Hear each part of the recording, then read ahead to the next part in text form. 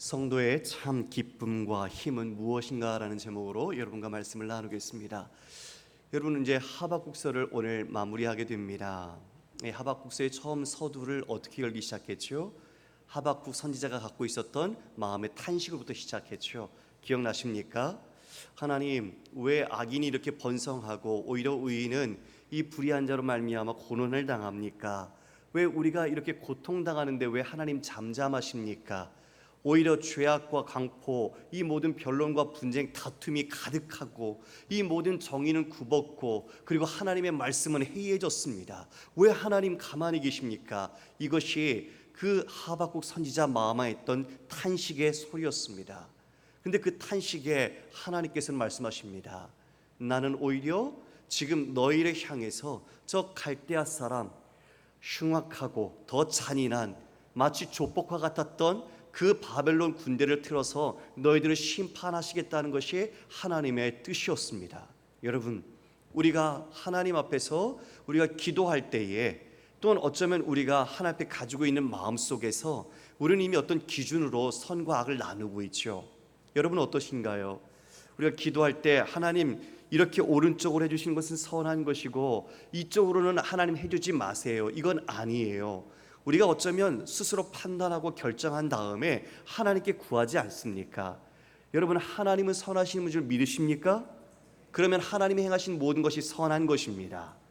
그분이 주시는 모든 것, 그분이 내 삶의 비록 내가 원하지 않은 것을 허락하셨을지라도 그것이 내게 선한 것이라는 것을 우리는 믿음으로 고백하고 인정할 수 있어야 합니다. 하박국도 하나님은 알지만 하나님께 자신에 대한 그 원망과 마음속에 있는 탄식을 토로하지만 하나님께서 바벨론을 통해서 이 이스라엘 백성, 이 남유다를 심판하신다는 것을 이해할 수 없었죠. 아니, 좀 뭔가 잘못했다고, 우리가 하나님께 뭔가 좀 잘못하고 하나님 떠나서 우리가 악을 행했는데 어떻게 깡패를 불러들여서 이 자식 같은 하나님의 백성을 치신답니까? 이게 말이 됩니까? 지금 그것을 토로한 겁니다. 여러분은 어떻겠어요? 만약 여러분의 삶에 여러분들이 이런 일을 당했다면 하나님께 어떻게 하시겠습니까? 하나님 그거 틀렸어요, 하나님 옳지 않잖아요. 여러분 그러시겠습니까? 아니요. 말씀하신 것처럼 하나님이 하신 건 선한 겁니다. 하나님께서 바벨론을 통해서 너희들을 심판할 것이다. 왜요? 그들이 하나님을 떠났기 때문에. 자신들을 돌아보지 못하고 있지요. 자신들이 죄악과 흉포에 그 자신이 쌓여서 오히려 하나님의 말씀을 버렸고 하나님의 정의를 굳게 쓰면서 자신이 하나님의 백성이라는 인식과 생각 속에만 가득 차서 하나님 그렇게 하면 안 돼요, 우리한테, 이런 마음을 갖고 있는 거예요. 여러분은 어떻습니까? 여러분의 신앙의 칼라는 어느 쪽으로 서 있습니까? 자기 믿음입니까? 하나님의 말씀을 믿는 믿음입니까? 하박국은 신정론적인 질문 속에서 자신 안에 먼저 그것으로 시작했던 겁니다. 하나님께 성례에 서서 내가 듣겠습니다, 응답해 주십시오. 이에 묵시가 임했죠. 그 묵시, 하나님의 정한 때가 있고 반드시 더딜지라도 그대로 인도하고 집행될 것이다. 이에 그것을 달려가면서도 읽고 전할 수 있도록 그 묵시를 주셨습니다. 그리고 하나님 하신 일들을 자신의 과거에 그 자신의 선조들의 역사 속에서 출애굽, 가나안 정복, 이 모든 모세를 통해 이끌었던 그 시대, 그 모든 것들의 하나님의 전지전능하심, 권능, 그리고 그 사랑과 은혜, 이 역사를 다시 되돌아봤죠. 맞습니다. 하나님은 그들에게 신실하셨습니다. 선하신 분이셨습니다. 지금 그것을 하박국은 이제 그 모든 우상들은 말조차 하지 못하고 아무것도 아니지만 하나님은 성전에 계시니 그 모두는 다 잠잠할지어다. 하나님께서 역사와 이 모든 만물을 통치하시고 운영하시고 다스리시는 분이라는 걸 깨달았을 때에 내 삶의 지엽적인 문제, 내가 갖고 있는 문제가 아니라 하나님의 뜻이 이루어지고 하나님의 역사가 이루어지는 것이 진정선이고 그것이 믿음이고 그것이 의인이 살아야 될 길이라는 것을, 오직 의인은 믿음으로 말미암아 살리람과 같으라는 깨달음을 얻게 되었던 겁니다. 성도 여러분, 우리의 믿음을 오늘 우리는 하박국서를 마감하면서 다시 한번 돌아봤으면 좋겠습니다. 우리의 신앙의 연조를 자랑하지 마십시오. 아무리 우리가 주님을 믿고 안다고 했어도, 여러분, 우리가 주님의 이름으로 귀신을 물리치고 놀라운 일을 했어도 여러분 불법을 행할 수 있습니다. 난 너 모른다 주께서 말씀하시는 그 순간 우리는 내가 가진 믿음은 나를 위한 믿음이었다는 것, 결국은 내 욕심과 내 뜻과 내가 바라는 것을 성취하는 다른 샤머니즘이나 다른 종교심과는 다 같다는 것, 다를 바가 없다는 것을 알게 되는 거죠. 우리는 삶에서 하나님의 이 인도하심과 체험을 통해 말씀을 경험합니다. 그 말씀을 경험할 때 여러분 뭘 느끼십니까? 나는 말씀대로 못 살았다는 것이 폭로가 나죠. 말씀을 붙잡고 살고 싶은데 이웃을 사랑하라 했는데 사랑하지 못하는 모습, 그리고 심지어는 선을 행하라고 했지만 선을 행하기 싫어하고 내 이익만을 추구하고 나는 피해 입고 싶지 않아 하는 그런 마음으로 오히려 내 자신을 더욱더 감싸는 모습을 보지 않습니까? 그때 무엇을 느낍니까? 난 진짜 믿음의 사람 맞나? 내가 진짜 예수 믿는 사람 맞나? 내가 권사 장로, 내가 직분 맡은 자 사람 맞나? 그러면서 어떻게 하죠? 다시 처음으로 돌아가고 싶지요. 그래서 다시 예수님이 어떤 분인지 알려고 하죠. 내가 택함 받은 사람 맞나라는 자조 섞인 질문 속에서 우리는 내 안에 스스로 근거를 가질 때 자꾸 회한과 책망과 내 안에 무너짐만 있게 되는 거예요. 여러분, 믿음이 무엇입니까? 믿음은요, 우리 안에 근거가 없다는 걸 확인하는 겁니다. 우리는 혹자들은 이래요. 여러분, 누군가 암에 걸렸습니다. 너 뭔가 잘못해서 그런 거야. 속으로 하나님께 죄 지었지? 욥의 친구들이 그랬거든요. 욥이 고난을 당하자 하나님께 네가 범죄한 것이 있기 때문이다. 잘 생각해 봐라. 여러분, 사업이 망하면 자기가 악해서 그런 겁니까? 가족 중에 누가 질병 들고 암 걸리면 그거 뭐 잘못해서 그런 겁니까? 내 일이 실패해서 아프면 그것이 내가 하나님 앞에 범죄해서 그런 겁니까? 꼭? 우리는 자꾸 이상한 신앙을 갖고 있어요. 누군가가 암에 걸리면 그 사람 뭔가 잘못했을 거야. 그러면서 자꾸 다른 생각을 끼고 그 사람을 자꾸 바라보려고 그래요.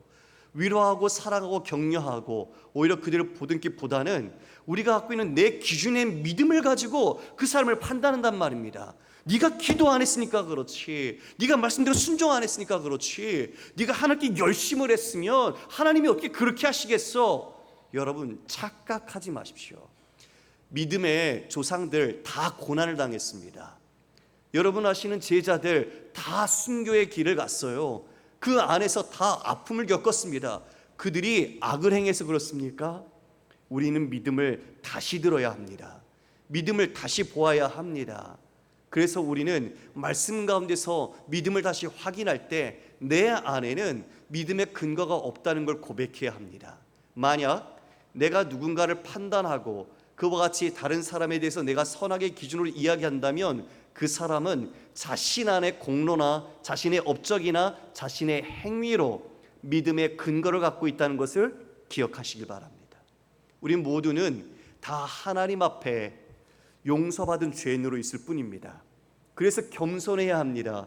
그러나 그것을 모르는 사람은 아직 들통나지 않은, 탈로 나지 않은 죄인일 뿐인데 자신이 스스로는 괜찮다는 자신 안의 행함, 열심, 의지, 그 모든 것을 근거로 삼아서 다른 사람을 믿음의 잣대로 판단하는 교만을 행하고 있는 것이죠. 이 하박국이 이런 신정론적인 질문 속에서 하나님을 경험한 겁니다. 하나님이 어떤 분인가? 맨 처음엔 하나님께 원망을 했지요. 하나님, 어떻게 그렇게 우리가 잘못하기로 쏘니 어떻게 그런 악한 자를 들어서 우리를 칠 수 있습니까? 그러나 이제 하나님께서는 그 바벨론조차도 하나님께서 우리 인생 막대기와 사람 책찍으로 다스리시듯 그들을 수단으로 삼아서 이 이스라엘 백성, 남유다 백성을 정결케 하시려고 한다는 것을 알고, 또한 그들 또한 자신들의 잔악함으로 인하여 심판당할 것을 하나님께서 말씀하실 말미암아 물이 바다 덮음같이 여호와의 영광이 온 세상에 인정받을 것을 이야기했습니다. 알고 보니 뭐지요? 처음부터 끝까지 하나님의 손에 있었다는 것을 하박국이 깨달았다는 것입니다. 할렐루야! 이것을 깨달은 것이 하박국의 믿음의 눈을 뜨게 된 놀라운 계기입니다. 눈금을 더 가지게 된 거죠. 여러분, 우리가 이것이 없으면 정체됩니다. 이것이 없으면 내 안에 기준을 자꾸 만들어가고 내 기준으로 다른 사람과 하나님을 바라보기 시작하죠. 그렇게 되면 종교인이 되고 맙니다. 오늘 하박국은 참 위대한 고백을 합니다. 현실은 소망이 없고 절망인데 그 가운데 기뻐하는 노래를 부릅니다. 여러분, 정신이 나가서 그럴까요? 미친 걸까요? 하박국이? 아니죠. 아닙니다. 이 현실의 문제들이, 내가 죽고 살고 사는 문제, 사업이 실패하고 성공하는 문제, 내 자녀가 잘 되고 잘 못 되고, 내가 건강하든 건강하지 않든, 이 모든 것이 다 필요 없이, 이 모든 것을 떠나서 하나님께서 우리를 향하신 뜻이 무엇인가를 발견할 때에 우리의 형편과 처지와 상관없이 기뻐할 수 있다. 이것이 바로 믿음의 능력이라는 것을 하박국이 오늘 우리에게 보여주는 겁니다. 여러분, 말씀 볼까요? 16절입니다. 내가 들었으므로 내 창자가 흔들렸고 그 목소리로 말미암아 내 입술이 떨렸도다. 무리가 우리를 치러 올라오는 환난 날을 내가 기다림으로 썩이는 것이 내 뼈에 들어왔으며 내 몸은 내 초에서 떨리는도다. 내가 들었습니다. 무슨 소리를 들었을까요? 하나님의 말씀을 들었죠. 이에 바벨을 통해서 너희를 칠 것이다. 그들은 아주 잔악한 사람들이거든요. 흉악한 사람들이거든요. 자신의 모든 동족들 도륙당할 것이고, 그리고 그 모든 경제는 무너질 것이고, 그리고 그 남유다는 황폐화될 것입니다. 예루살렘도 무너지게 될 것이고, 그렇게 찬란하고 자랑스러웠던 모든 것이 가루와 먼지처럼 부서질 것입니다. 그 이야기를 들었습니다. 입이 부르르 떨립니다. 속의 창자까지도 떨립니다. 두렵지요. 무섭습니다. 그 모든 것은 이제 다 황폐화되고 파멸되고 파괴되는 것만 남았습니다. 여러분, 어찌 그 말씀을 듣고 두렵지 않겠습니까? 그 두려움이 있습니다. 그 두려움이 심지어는 이렇게 말하고 있죠. 내가 기다림으로 썩인 것이 내 뼈에 들어왔다. 내 뼈가 썩는 것 같다. 그리고 내 몸은 처소에서 떨린다. 예, 여러분, 혹시 무섭고 두려워서 여러분이 손이 부르르 떨린 적 있습니까? 어찌할 바를 하지 몰라서 내 스스로가 스스로 통제하지 못하는, 내 신경이 온몸이 전율이 일어나고 내 몸이 스스로 통제가 안 되는 그런 상황. 지금 하박국이 그 두려움을 지금 겪고 있는 겁니다.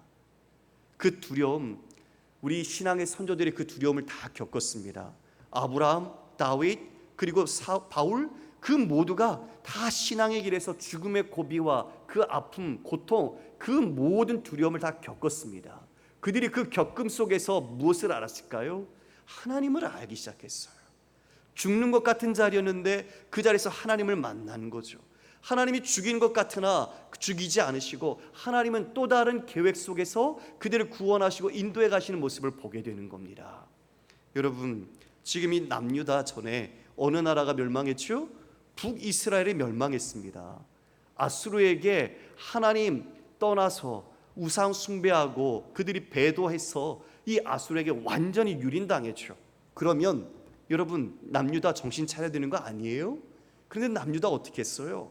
오히려 그들 똑같이 하나님의 백성이라고 말해서는 입술로 자랑하지만 삶은 그렇지 않았던 거예요.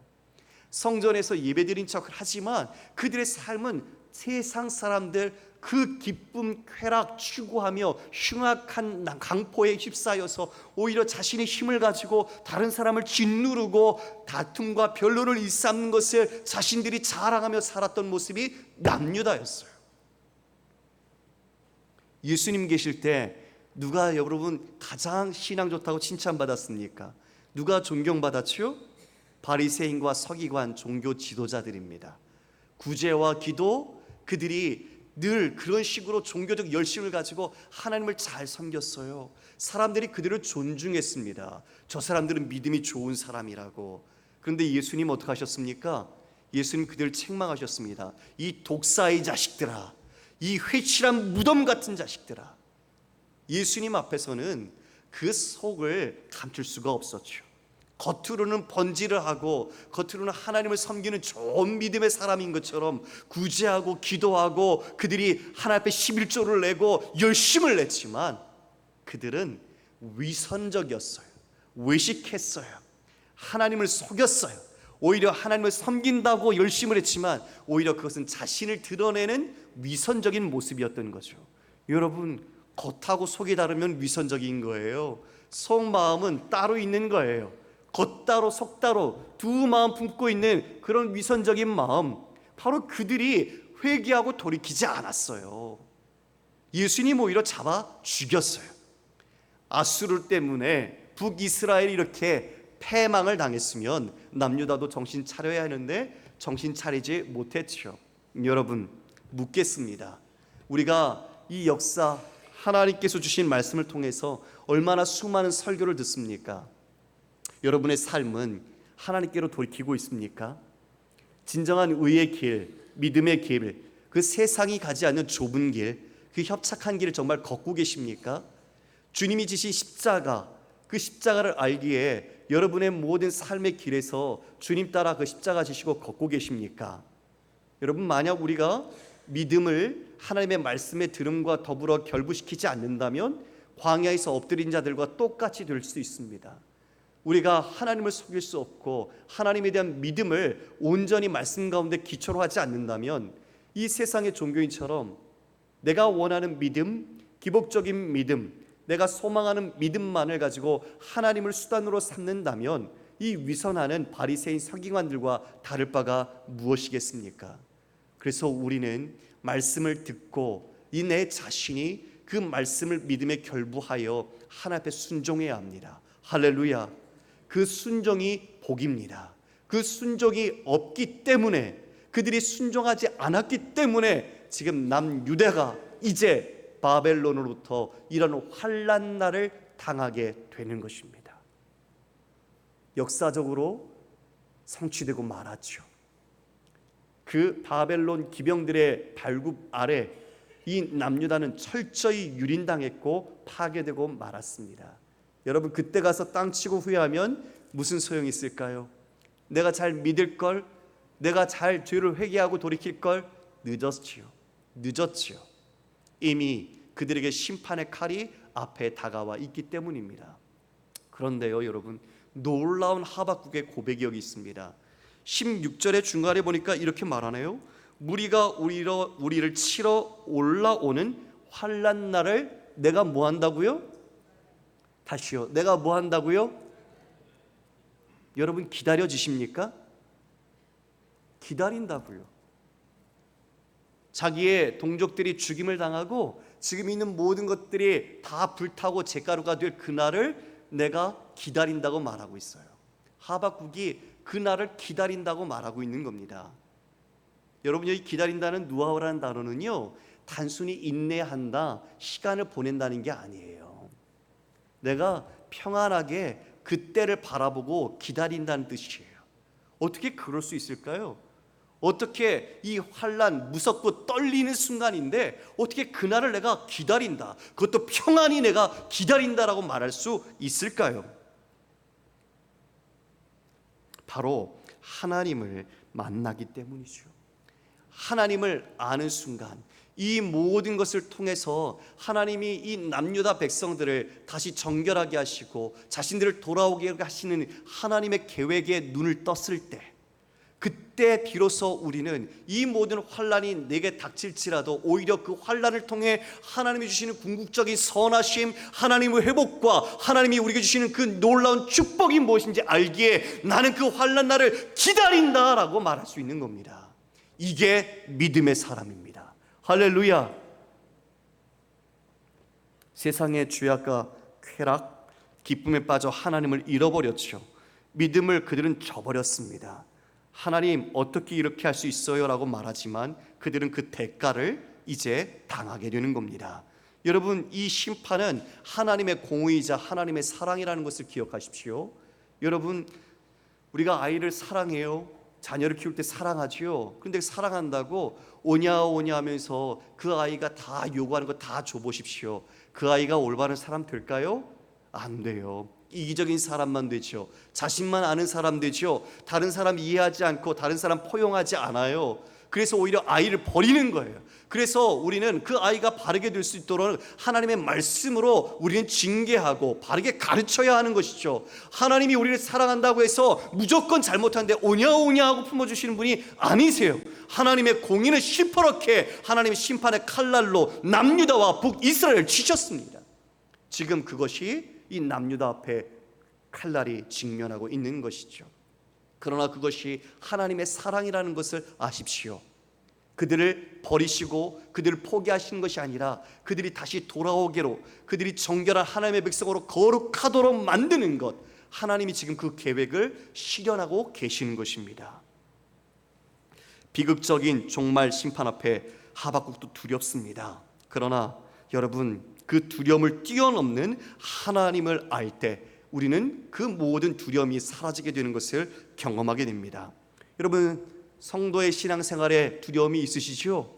예, 여러분, 우리도 두려움이 있어요. 그런데 그 두려움 앞에서 우리가 어떻게 할 것인가? 두려움을 주는 문제, 사건, 사람, 상황, 상처, 여러분, 그거 묵상하면 거기에 묶입니다. 잘 들으십시오.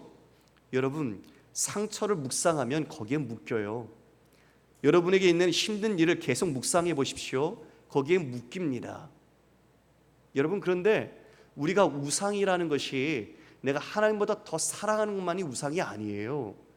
하나님이 우리의 주권자이셔서 우리를 다스리시고 통치해야 되죠. 우리는 그분의 지배를 받아야 돼요. 그런데 여러분이 묵상하는 상처나 사람이나 문제나 사건이나 상황들, 여러분 거기에 묶여서 지배당하면 그게 우상이에요. 상처도 우상이 될 수 있어요. 사람이 우상이 될 수도 있어요. 사람이 우상이 될 수도 있단 말이에요. 그래서 여러분, 상처를 받지만 상처를 곱씹어서 갖고 있어서는 안 돼요. 상처는 버리는 거예요. 쓰레기와 상처는 버리는 겁니다. 그런데 그걸 갖고 계속 품고 있어요. 그러면 어떻게 될까요? 상처에 조종을 당하는 거예요. 상처의 지배를 받는 거예요. 상처가 우상이 되는 거예요. 그래서 우리는 분명히 알아야 돼요. 하나님만이 우리를 다스리시는 분이라는 것은 우리를 조종하거나 우리를 통치하는 것이 하나님 외에는 아니어야 한다는 것을 여러분 반드시 기억하셔야 합니다. 여러분, 우리 많이 성도들 간에 이런 얘기해요. 나 누구 때문에 상처받았다고, 그래서 교회 안 나온다고. 여러분, 주님보다 상처가 더 큰가요? 잘 생각하셔야 돼요. 믿음의 대상이 누구죠? 상처를 따르나요? 하나님을 따라야죠. 다 자기 믿음이라 그래요. 자기 생각이라 그래요. 그래서 우리는 믿음을 말씀에 기초해야 돼요. 조정민 목사님 오셔서 이야기를 한번 해주셨어요. 본인 교회 성도님들에게는 맨 처음에 기도도 하지 않게 하셨답니다. 왜요? 자신이 뜻대로 기도하니까. 그래서 처음에 한 것은 말씀만 읽게 하셨대요. 말씀만 읽고 그 말씀을 가지고 기도하겠다는 거죠. 말씀을 모르고 기도하니까 다 내 욕심만 가지고 기도하는 거예요. 예, 우리의 기도, 우리의 믿음은 과연 어디 선로에 서 있을까요? 내 중심, 아니면 하나님의 말씀의 중심, 어느 쪽에 여러분 기초를 두고 있는지 점검해 보시기를 바랍니다. 자, 그 날을 나는 기다린다. 근데 그 날이 17절에 어떤 처참한 모습으로 펼쳐질 것인가?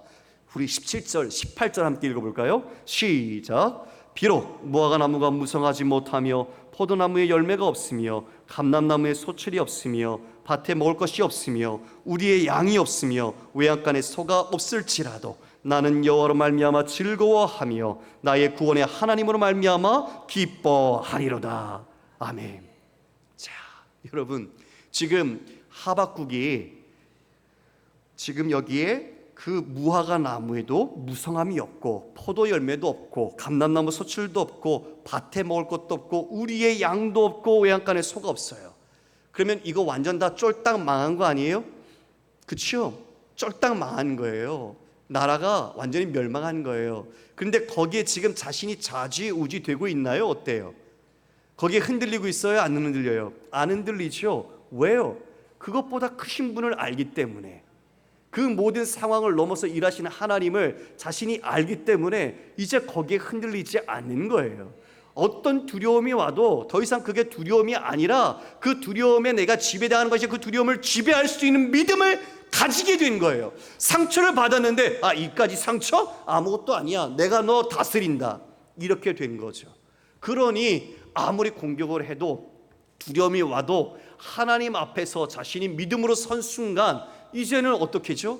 여호와 하나님을 하나님은 기뻐합니다. 나는 그분을 즐거워합니다. 여호와 하나님이 나의 구원의 하나님, 나의 힘이십니다. 할렐루야. 이 고백을 할 수 있는 거예요. 여러분, 이게 믿음의 본질, 믿음의 능력 아니겠습니까? 여러분은 믿음의 힘, 그리고 여러분의 삶의 즐거움을 무엇으로 삼고 있습니까? 여러분에게 물어보십시오. 우리가 예배 드리는데 여러분 믿음의 능력을 뭐로 삼고 있습니까? 내 기도가 응답되는 것, 그리고 내게 더 좋은 일이 더 많이 일어나는 것, 가정이 화평하고 행복한 것, 혹시 우리가 그것만 우리가 선하고 그것이 믿음의 복이라고 여기고 있지 않습니까? 여러분, 아니요. 우리가 오히려 아픈 것도 복이에요. 아파야 쉴 수 있고 아파야 우리 몸을 돌볼 수 있어요. 제가 성대결절이 왔어요. 지금 목이 많이 아파요, 실은. 그러나 열변을 토하고 있어요. 제가 잘 안 고쳐져요, 이게. 그런데 그 애끓음이 있기 때문이에요. 믿음에 대한 애끓음. 여러분, 우리 모두가 이 믿음의 길을 가노라 하면 바른 길 제대로 가야 되지 않겠습니까? 할렐루야. 그렇죠. 예. 그래서 우리는 이 믿음 안에서 어떤 두려움이 와도 우리는 그것에 굴종당하거나 종속되거나 지배당하는 것이 아니라 나는 하나님이 주신 믿음을 갖고 있고 그 믿음의 사람으로서 난 너를 다스리고 지배한다. 우리가 이렇게 해야 되는 것이죠. 그때 두려움은 사라지게 되는 것입니다. 예. 지금 그래서 나는 여호와로 말미암아 즐거워하며 나의 구원의 하나님을 기뻐한다. 여호와는 나의 힘이다 라고 말하는 것이죠. 소출이 있든 없든, 내가 더 잘되든 못되든, 내가 아프든 건강하든 그 모든 것이 아무 문제가 아니라는 것을 눈뜬 것입니다. 여러분, 우리에게 주님이 주신 놀라운 축복이 있어요. 그게 뭔지 아세요? 평강이에요. 평강. 이 평강은 세상이 주는 것과 같지 않다고 예수님께서 말씀하셨어요. 그 평안은 우리의 외적인 처지와 환경과 상관없이 우리가 주님 안에 있다면, 주님 안에 붙어 있으면, 주님과 묶여 있으면 우리는 그것에서 늘 안연하고 평안하고 우리 그 모든 것을 다 지배할 수 있는 것입니다. 바로 성경이 그 믿음을 우리에게 지금 말씀해 주고 있어요. 하나님이 우리의 기쁨의 원천이시며 공급자다.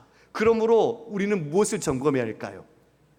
내 밖에 있는, 내 안에 있는 어떤 근거들을 자꾸 만드는 게 아니라 우리는 처음부터 끝까지 예수 그리스도부터 시작했고 예수 그리스도와 영원히 간다는 걸 기억하셔야 돼요. 처음부터 예수 그리스도를 통해서 우리는 믿음을 가지게 된 것이고 그분의 은혜 가운데 우리는 영원까지 그 믿음의 길을 간단 말입니다. 내가 뭔가를 만들어서 내가 더 좋은 사람으로 개선되고 인격과 신앙이 더 성숙해지는 것을 만들어가는 것이 아니라 나는 내가 하나님 안에, 주 안에 있느냐 없느냐를 늘 보고 가야 한단 말입니다. 할렐루야. 이걸 점검해야 돼요. 내가 주 안에 있느냐 없느냐. 그런데 자꾸 내가 만들어낸 것으로 내가 어떤 사람인가를 평가하고 드러내려고 하고 그것으로 내 신앙을 자꾸 평가하려고 한단 말입니다. 아니요. 우리는 다 예수님이 시작하셨고 예수님으로 끝까지 가는 사람입니다.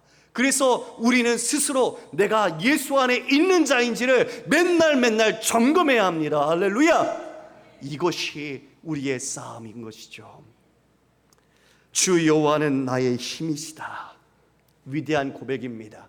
다른 그 어떤 것으로도 우리의 힘을 삼을 수 없습니다. 여러분, 찬송가 370장 2절에 보면 이런 가사가 있어요. 그 두려움이 변하여 내 기도 되었고 전날의 한숨 변하여 내 노래 되었네. 두려움이 있었어요. 근데 그 두려움이 변해서 기도가 되었어요. 그리고 그 기도, 그 전날의 한숨이 변하여 내 노래가 되었대요. 여러분, 자, 두려움도 있고요, 한숨도 있네요, 신앙에. 그런데 그것이 지금 기도가 되었고 내 노래가 되었대요. 지금 우리가 읽은 이 하박국서 3장, 이 시기 온롯에 맞춘 노래지요. 강렬하고 비트가 빠른 템포로 노래를 불러서 지금 하나님께 불러드리고 있는 거예요, 이 하박국이. 자, 이 노래가 맨 처음에 두려움이었어요. 떨림이었어요. 장자가 떨릴 정도로 온몸이 부르르 떨렸어요. 그런데 그 두려움 앞에서 여호와는 나의 힘이시다, 주님이 나의 즐거움이시고 나의 구원의 하나님이 나의 기쁨이시다, 지금 이걸 노래하고 있잖아요. 놀라운 신앙의 역설이고 능력인 것입니다. 지금 이와 같이 이 두려움이 변하여 기도가 되고 전날의 한숨이 변하여 우리의 노래가 되었다. 1절에 그 이유가 있어요. 1절에 이렇게 말합니다. 주 안에 있는 나에게 딴 근심 있으랴. 십자가 밑에 나아가 내 짐을 풀었네. 어디에다 풀었어요? 십자가가 우리가 새로 태어난 것이고, 십자가 바로 우리 주님께서 우리를 사랑으로 확증해 주신 자리, 우리의 모든 짐이 십자가 우리 주님께 맡겨져 있다는 것을 알 때 우리는 내 삶의 광풍이 불어쳐도 두렵지 않습니다. 왜요? 그 자리가 하나님의 선한 뜻을 이루는 자리니까, 그리고 그 자리가 믿음의 자리니까요. 여러분, 그런 믿음의 기계가 바로 주는 나의 힘이시라는 고백으로 우리의 삶에서 터쳐 나와야 될 줄 믿습니다. 세상에 사람들은 기쁨을 찾지만 거긴 참 기쁨이 없습니다. 오히려 그 기쁨 찾다가 자기 뼈가 썩는 것과 같은 고통만을 초래할 뿐입니다. 낙심하고 절망할 때 우린 믿음이 의심도 되고 두렵기도 하지요. 그러나 그때마다 여러분, 나는 내 자격으로 가는 것 아니다. 나는 예수 그리스도 안에 있다. 내 모든 기쁨이나 믿음의 근거가 내게 있지 않고 오직 주님께만 있다는 것을 다시 한번 곱씹으면서, 다시 한번 신앙과 그 기쁨과 믿음의 근거가 예수 그리스도임을 온전히 깨닫는 우리가 되기를 소망합니다. 말씀을 정리합니다. 예수 그리스도, 그분이 이 땅에 오신 것은 바로 저와 여러분을 하나님께서 사랑하시고 기뻐하시기 때문입니다. 사랑하고 기뻐하시기 때문에 그 한 분이신 독생자 예수 그리스도를 보내주셨지요. 우리를 구원해 주셨습니다. 내가 뭐 볼 것이 있어서, 하나님이 장래에 투자해서 뭔가 건질 게 있어서 우리를 부르신 게 아니에요. 우리는 철저히 죄인이었으나 하나님의 긍휼과 사랑으로 우리를 기뻐하셔서 선택하시고 구원을 베풀어 주신 것입니다. 여러분, 데살로니가전서 5장 16절 이하의 말씀 잘 알고 계시죠? 우리 함께 읽어볼까요? 자막 주세요. 시작. 항상 기뻐하라, 쉬지 말고 기도하라, 범사에 감사하라. 이것이 그리스도 예수 안에서 너희를 향하신 하나님의 뜻이니라. 항상 기뻐하라. 신앙의 사람은 항상 기뻐하라고 말하고 있는데요, 명령입니다. 여러분, 이 말 속에 무엇이 담겨 있을까요? 하나님이 항상 기쁨이 될 수 있도록 만들어 주시겠다. 비록 지금 눈물 날 수 있는 일 있지만, 두려움이 있고 낙심할 일 있지만 항상 기뻐해라. 왜? 내가 그것을 기쁨으로 바꾸어 줄 것이니까. 그리고 쉬지 말고 기도하라. 뭘 말할까요? 나는 내 귀를 닫은 적이 없고 너를 향해서 내 눈을 감은 적이 없다. 언제나 내가 너를 바라보고 있고 네 기도를 들을 테니 기도하라. 내가 너와 함께 할 것이다 말씀하시는 것이죠. 그리고 범사에 감사하라 말씀하십니다. 눈물 날 일 많지만 감사하라. 왜요? 주님이 동행하신다. 너와 그 모든 삶, 지금은 해석되지 않지만 눈물과 고통으로 마음이 쓰리고 아프지만 그 일을 하나님께 두려움에 변하여 이와 같이 하나님께 기쁨의 노래가 되게 하실 그분을 향하여 오히려 우리는 감사하라 말씀하고 있는 겁니다. 이것이 그리스도 예수 안에서 너를 향하신 하나님의 뜻이니라. 여러분, 처음부터 끝까지 하나님의 은혜로 이 모든 것을 우리에게 말씀해주고 있지 않습니까? 아브라함, 다윗도, 예레미야도, 그리고 바울도 그 모든 고난 가운데 직면했습니다. 그러나 바울은 이렇게 고백합니다. 고린도후서 5장 6절에서 8절까지의 말씀입니다. 같이 읽을까요? 시작. 영광과 육됨으로 그러했으며 약한 이름과 아름다운 이름으로 그러했느니라. 우리는 속이는 자 같으나 참되고 무명한 자 같으나 유명한 자요, 죽은 자 같으나 보라 우리가 살아있고 징계를 받는 자 같으나 죽임을 당하지 아니하고 근심하는 자 같으나 항상 기뻐하고 가난한 자 같으나 많은 사람을 부유하게 하고 아무것도 없는 자 같으나 모든 것을 가진 자로다. 여러분, 앞선 있는 문장을 다 보세요. 근심하는 자 같고 없는 자 같고 이 세상에서 우리는 아무것도 아닌 자 같아요. 그러나 뒤에 대꾸에 우리가 어떤 자라는 걸 말하고 있어요. 예, 우리는 유명한 자요, 우리는 살아있는 자요, 우리는 기뻐하는 자요, 우리는 많은 사람을 부욕케 하는 자요, 모든 것을 가진 자라고 말하고 있습니다. 이게 성도입니다. 믿음으로 하나님과 함께하는 성도는 현실에선 근심하고 눈물나고 무명한 자 같으나 하나님 앞에 부유한 자요, 그리고 진정으로 우리 모두는 유명한 자요, 생명 살아있는 하나님의 능력을 가진 자인 줄 믿으시길 바랍니다. 바울이 로마 감옥에 갇혀있는 상황에서 무엇을 당부했습니까? 빌립보서 4장 4절 이하의 말씀입니다. 주 안에서 항상 기뻐하라. 내가 다시 말하노니 기뻐하라. 너희 관용을 모든 사람에게 알게 하라. 주께서 가까우시니라. 아무것도 염려하지 말고 다만 모든 일에 기도와 간구로 너희 구할 것을 무엇함으로요? 감사함으로 하나님께 아뢰라. 감옥에 갇혀 있어요. 그런데 뭐하라고 말하죠? 기뻐하라고 말하고 있어요. 감사하라고 말하고 있어요. 왜요? 우리는 묶인 자 같으나 묶이지 않기 때문에, 이 믿음은 더욱더 복음 가운데 흘러나가기 때문에, 우리가 삶이 죽은 자 같으나 우리는 살아있는 자이기 때문에 기뻐할 수 있는 것입니다. 성도 여러분, 눈물 흘리는 분 계십니까? 누군가에게도 말조차 꺼낼 수 없는 깊은 사연 속에 마음이 고통스러워하신 분 계십니까? 오늘 이 말씀 속에서 하나님의 위로와 믿음에 대한 힘을 회복하기를 원합니다. 다시 한번 우리 주 예수 그리스도께서 우리에게 주신 믿음이 무엇이고 신자로서의 살아가는 길이 어떤 믿음의 길에 있는지 다시 확인할 때, 우리는 이 외적인 문제들을 떠나서 우리 안에 원천적인 기쁨과 평강이 있기에, 그리고 이 온 만물과 역사를 주관하시고 통치하시는 하나님이 우리의 아버지가 되시기에 우리는 어떤 곳에서도 기뻐할 수 있는 것입니다. 로마서 8장 35절 이하에 그래서 바울이 이렇게 고백합니다. 누가 우리를 그리스도의 사랑에서 끊으리요? 환난이나 공고나 박해나 기근이나 적신이나 위험이나 칼이랴. 기록된 바 우리가 종일 주를 위하여 죽임을 당하며 도살당한 양같이 여김을 받았나이다 함과 같으니라. 그러나 이 모든 일에 우리를 사랑하시는 말미암아 우리가 넉넉히 이기느니라. 내가 확신하노니 사망이나 생명이나 전사들이나 권세자들이나 현재이나 장래이나 능력이나 높음이나 깊음이나 어떤 피조물이라도 우리 주 그리스도 예수 안에 있는 하나님의 사랑에서 끊을 수 없으리라. 끊을 수 없습니다. 하나님의 사랑에서 그 누구도 끊을 수 없습니다.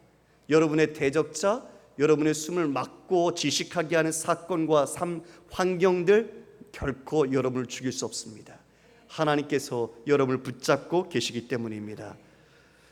하박국은 주 여호와는 나의 힘이시라. 나의 발을 사슴과 같게 하사 나를 나의 높은 곳으로 다니게 하시리로다. 비록 땅에 우리가 두 발 딛고 살지만 우리가 하늘 백성이라는 것을, 승리의 백성이라는 것을 지금 하박국은 노래합니다. 마지막 이렇게 이야기하죠. 이 노래는 지휘하는 사람을 위하여 내 수금에 맞춘 것이니라. 이 노래는 누구에게 맞췄다고요? 지휘자. 우리 성가대에 있으면 지휘자가 있잖아요. 지휘자에게 맞춰서 우리가 박자도 맞추고 노래를 해야 되잖아요. 여러분, 우리의 지휘자는 누구십니까? 하나님이십니다.